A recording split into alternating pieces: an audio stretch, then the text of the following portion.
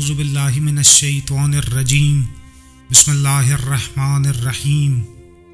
کتاب حکایات القرآن، تالیف سید محمد سیفی، ترجمہ محمد فضل حق۔ اعوذ باللہ من الشیطان الرجیم بسم اللہ الرحمن الرحیم۔ فرزندان آدم۔ نظام آفرینش اس دن سے بتدریج ترقی کرنے لگا جس دن حوا نے اپنے فرزندوں کو جنم دیا تھا۔ یہ وہ فرزند تھے جو باغ انسانیت کے پہلے شگوفے اور گلستان بشریت کی پہلی فرحت بخش ہوا تھے۔ یہ وہ فرزند تھے جنہیں اپنی مہربان ماں کا مونس اور اس کے شوہر آدم علیہ السلام کی خوش نصیبی کا موجب بنا تھا۔ ان میاں بیوی کی یہ دلی خواہش تھی کہ وہ روئے زمیں پر اپنے جگر گوشوں کو پھلتے پھولتے دیکھیں، ان کے ذریعے ان کی نسل اس زمین کے اطراف و اکناف میں پھیلے، وہ لوگ زمین کے کونے کونے تک جا پہنچیں اور خدا کی عطا کی ہوئی روزی کھائیں۔ حضرت آدم علیہ السلام اپنے فرزندوں پر بے حد مہربان تھے اور حوا بھی ان کی پیدائش پر بہت خوش تھیں۔ پہلے کی تمام دلگیریوں اور پریشانیوں کے بعد لازم تھا کہ اب وہ خوش ہوں اور ان کے دل مسرت سے مالا مال ہو جائیں۔ 2 بار حاملہ ہونے میں حوا نے 4 بچوں کو جنم دیا۔ پہلی دفعہ قابیل اور اس کی بہن پیدا ہوئی اور دوسری دفعہ حابیل اور اس کی بہن دنیا میں آئی۔ دونوں بھائیوں نے اپنے والدین کے زیر سایہ پرورش پائی، حتیٰ کہ زندگی کی بہار اور جوانی کی نشانیاں ان میں ظاہر ہونے لگیں۔ لڑکیاں تو پل بڑھ کر زنانہ کاموں میں دلچسپی لینے لگیں اور لڑکے روزی کمانے کی کوششوں میں مشغول ہو گئے۔ قابیل کھیتی باڑی کرنے لگا اور اس کے بھائی حابیل نے جانور اور بھیڑیں پالنے کا پیشہ اختیار کیا۔ دونوں بھائیوں کے دن ہنسی خوشی گزر رہے تھے اور کامیابی اور امن و سکون نے اس خاندان پر اپنا سائبان تان رکھا تھا۔ کچھ مدت گزرنے کے بعد ان دونوں بھائیوں میں مردانگی کے جذبات بیدار ہو گئے اور ان کے دلوں میں مناکحت کی خواہش کروٹیں لینے لگی۔ خدا تعالیٰ نے روز اول ہی سے یہ چاہا تھا کہ حضرت آدم علیہ السلام کے فرزندوں کو دنیا میں آزمایا جائے، وہ اس طرح کہ ان کی دولت اور اولاد بڑھتی جائے اور ان کے دم قدم سے زمین تر و تازہ اور آراستہ ہو جائے۔ تقدیر کے قلم نے انسان کی قسمت یوں متعین کی تھی کہ سب لوگ ایک جیسے نہ ہوں، نیز یہ لازم قرار دیا کہ انسان تعداد میں بڑھ جائیں اور صورت، نوع، خلقت اور خوش نصیبی و بد نصیبی میں ایک دوسرے سے مختلف ہوں۔ اس لیے خدا تعالیٰ نے ابو بشر آدم علیہ السلام کو وحی بھیجی کہ وہ اپنے بیٹوں میں سے ہر ایک کی تزویج دوسرے کی بہن سے کر دیں۔ جب حضرت آدم علیہ السلام نے خدا کے فرمان کے بارے میں اپنے فرزندوں کو بتایا تو انہیں امید تھی کہ وہ اس کو کسی چوں چرا کے بغیر مان لیں گے۔ ان کا یہ خیال درست تھا اور سچ تو یہ ہے کہ اگر ان کے ایک بیٹے کی خود غرضی اور سرکشی اس کو بدبختی کے گڑھے میں نہ دھکیل دیتی تو باپ کی یہ آرزو ضرور پوری ہو جاتی۔ انسانی جبلت کا سوتا حرص اور طمع کی 2 قوتوں سے پھوٹتا ہے۔ جو شخص اپنی خواہش نفس کو محدود کر لیتا ہے، اس پر قابو پا لیتا ہے، وہ ان لوگوں میں سے ہوتا ہے جنہیں خدائے تعالیٰ دنیا اور آخرت میں عزیز رکھتا ہے۔ لیکن جو شخص نفسانی قوت کو آزاد چھوڑ دیتا ہے اور اسے عقل کے تابع نہیں رکھتا، وہ نقصان اٹھاتا ہے۔ وہ ان لوگوں میں سے ہوتا ہے کہ اس دنیا میں جن کی کوشش بے فائدہ ہوتی ہے اور اس کے باوجود وہ گمان کرتے ہیں کہ وہ نیکوکار ہیں۔ دراصل یہ بشریت کی آزمائش گاہ اور انسانیت کی فطرت کو پرکھنے کی کسوٹی ہے۔ جب حضرت آدم علیہ السلام نے اپنے دل کی بات بیٹوں کو بتائی تو قابیل نے اس کا برا مانا اور اس نے باپ کے فیصلے کی اس لیے مخالفت کی کیونکہ جو لڑکی اس کے بھائی کو ملنے والی تھی وہ زیادہ خوبصورت تھی۔ چنانچہ اس نے اپنے بھائی سے حسد کیا اور تقسیم پر راضی نہ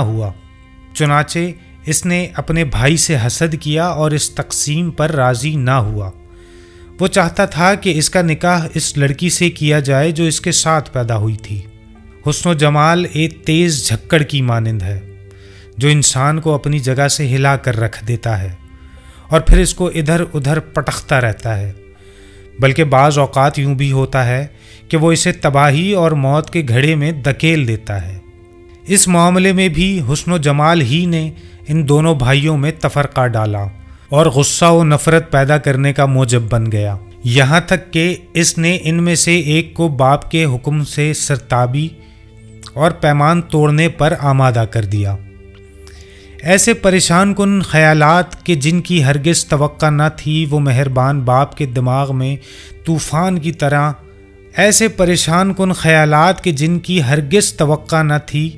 وہ مہربان باپ کے دماغ میں طوفان کی مانند امنڈنے لگے۔ اس وقت حضرت آدم علیہ السلام دو چیزوں کے متعلق سوچ رہے تھے۔ پہلی یہ کہ وہ اپنے بیٹے کی خواہش کے مطابق عمل کریں، اور دوسری یہ کہ ان دونوں بھائیوں میں پیدا ہونے والے اس اختلاف کا سد باب کریں۔ تاہم وہ کسی فیصلے پر نہ پہنچ سکے، حتیٰ کہ خدا نے ان کی رہنمائی ایک ایسے کام کی جانب کی جس سے اس اختلاف کا خاتمہ ہو سکتا تھا۔ چنانچہ خدا کے حکم کے مطابق حضرت آدم علیہ السلام نے اپنے دونوں بیٹوں کو طلب کیا اور انہیں ہدایت کی کہ ان میں سے ہر ایک پروردگار عالم کی بارگاہ میں قربانی پیش کرے، پس جس کی قربانی قبول ہو جائے گی وہ اپنے دل کی مراد پا لے گا۔ حابیل نے اپنے جانوروں میں سے ایک اونٹ یا بھیڑ لے آیا اور قابیل نے اپنے کھیت کی بالیوں کا ایک گٹھا پیش کیا۔ پھر ان دونوں میں سے ہر ایک یہ آس لگا کر بیٹھ گیا کہ قرہ اسی کے نام کا نکلے گا اور مقابلے میں جیت اسی کی ہوگی۔ حابیل جو ایک راست باز اور ثابت قدم شخص تھا، اس کی قربانی قبول ہو گئی اور اس کے بھائی قابیل کی قربانی قبول نہ ہوئی، کیونکہ اس نے اپنے باپ کا حکم نہیں مانا تھا اور اس نے قربانی بھی خلوص نیت سے پیش نہیں کی تھی۔ قابیل عجیب پریشانی میں مبتلا تھا کیونکہ امید کی روشنی اس کے دل سے بجھ گئی تھی۔ دشمنی کی آگ اس کے سینے میں بھڑکنے لگی اور اس کی برائی ظاہر ہو گئی۔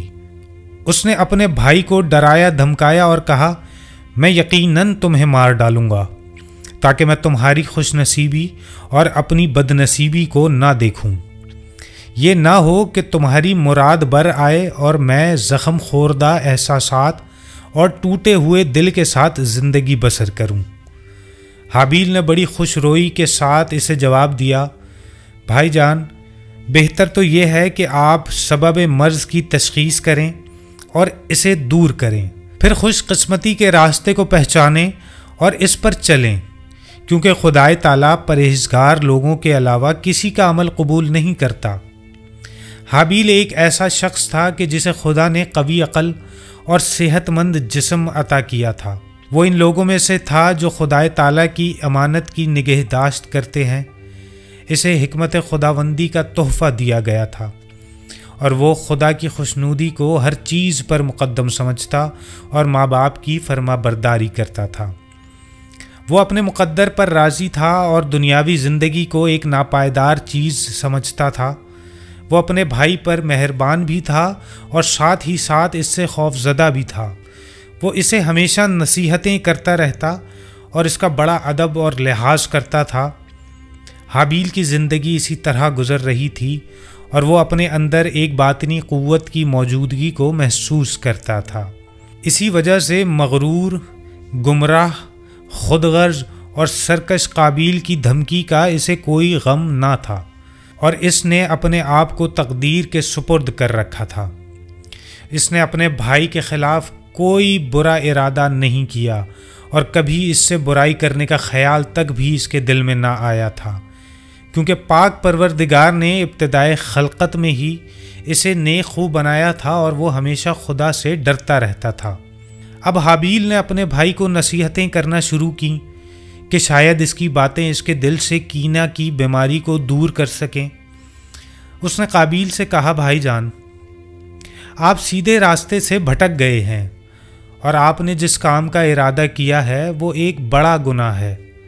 آپ کا عقیدہ غلط اور حقیقت سے دور ہے، اس لیے مناسب یہی ہے کہ آپ خدائے تعالیٰ سے معافی مانگیں اور گمراہی سے باز آ جائیں۔ لیکن اگر آپ نے پختہ ارادہ کر لیا ہے اور واقعی اپنے منصوبے پر عمل درآمد کرنا چاہتے ہیں تو میں گناہ میں آلودہ ہونے اور دل کے سیاہ ہونے کے خوف سے اپنا معاملہ خدا کے سپرد کرتا ہوں۔ پس آپ یہ گناہ اپنے ذمے لے لیں تاکہ دوزخیوں میں سے ہو جائیں، اور یہی ظالموں کی سزا ہے۔ تاہم یہ برادرانہ جذبات قابیل کے دل میں سلگتی ہوئی دشمنی کی آگ کو ٹھنڈا نہ کر سکے۔ نیز خدا کا خوف اور والدین کے حقوق کی رعایت بھی اس پہلے گناہ گار انسان کو گناہ کے ارتکاب سے باز نہ رکھ سکی۔ پھر وہ گھڑی آن پہنچی کہ جس میں ایک خود غرض اور نافرمان نے وار کیا اور حابیل اپنے بھائی کے ہاتھ سے قتل ہو گیا۔ ہاں، قابیل کی حماقت اور نادانی کے نتیجے میں حابیل مارا گیا۔ حابیل کی زندگی کا ہرا بھرا درخت گر پڑا، اس کی زندگی کا چراغ گل ہو گیا، اور جس طرح وہ باپ کی نظروں میں بسا تھا اسی طرح اجھل بھی ہو گیا۔ اپنے بیٹے کے گم ہو جانے سے حضرت آدم علیہ السلام کو بے حد پریشانی ہوئی اور وہ اس کی تلاش میں نکل کھڑے ہوئے۔ جب انہوں نے قابیل سے اس کے بھائی کے بارے میں پوچھا تو اس نے اپنے باپ کو بڑی بے وقوفی اور بدتمیزی کے ساتھ جواب دیا کہ میں کوئی اس کا نگہبان تو نہیں تھا۔ حضرت آدم علیہ السلام سمجھ گئے کہ ان کا بیٹا قتل ہو گیا ہے۔ انہوں نے رنج و غم کے عالم میں خاموشی اختیار کر لی، اور جو آگ بیٹے کے گم ہو جانے کی وجہ سے ان کے سینے میں سلگ رہی تھی اسے خاموشی کے ڈھکنے کے ساتھ ڈھانپ دیا۔ حابیل وہ پہلا انسان تھا جو روئے زمین پر مارا گیا، اور قابیل کی سمجھ میں نہیں آ رہا تھا کہ اب اپنے بھائی کے بے جان جسم کو کیا کرے۔ اس نے اسے ایک بوری میں ڈالا اور اپنی پیٹھ پر لاد لیا۔ وہ بے حد مضطرب اور غمگین تھا، اور ایسا کیوں نہ ہوتا جبکہ اس کے باطن میں بھائی کی محبت اور محبوب کی چاہت کا مقابلہ ہو رہا تھا۔ چنانچہ اس نے وہ رات بڑی پریشانی میں گزاری۔ ادھر غم کے ساتھ ساتھ شرمندگی بھی اسے گھیرے ہوئے تھی۔ اس حال میں قابیل اپنے بھائی کی میت اٹھائے اٹھائے تھک گیا، اور اس کی سمجھ میں کچھ نہ آیا کہ کیا کرے اور کیا نہ کرے۔ یہی وہ مقام تھا جب یہ لازم ہو گیا کہ خدائے تعالیٰ کی رحمت نازل ہو تاکہ اس جسم کا احترام محفوظ رہے اور مردوں کے بارے میں دوسروں کی ذمہ داری واضح ہو جائے۔ نیز آدم علیہ السلام اور ان کی اولاد کی قدر و منزلت بھی قائم رہے۔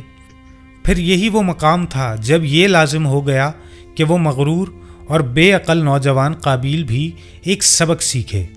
چونکہ وہ خدائے تعالیٰ کی وحی اور الہام کے قابل نہیں تھا، اس لیے ضروری تھا کہ وہ کوے کا شاگرد بنے تاکہ وہ اس ناپسندیدہ سیاہ پرندے کے مقابلے میں اپنی عقل کی کوتاہی کو سمجھے، اور یہ دردناک سبق سیکھنے کے بعد کہ جو اس نے بڑی ذلت و خواری سے سیکھا ہے وہ اپنی شخصیت کی پستی کو دیکھ لے۔ تب خدائے تعالیٰ نے قابیل کے سامنے 2 کوے بھیجے، اور ان میں سے ایک کوے نے دوسرے کو مار ڈالا۔ پھر اپنی چونچ کے ساتھ زمین کھودی اور دوسرے کوے کا مردہ جسم اس میں رکھ کر اس پر مٹی ڈال دی۔ اس موقع پر قابیل سرتاپا پشیمانی اور حسرت میں ڈوب گیا اور کہنے لگا، افسوس، کیا میں اتنی صلاحیت بھی نہیں رکھتا تھا کہ اس کوے کی طرح اپنے بھائی کا جسم مٹی کے نیچے چھپا دیتا۔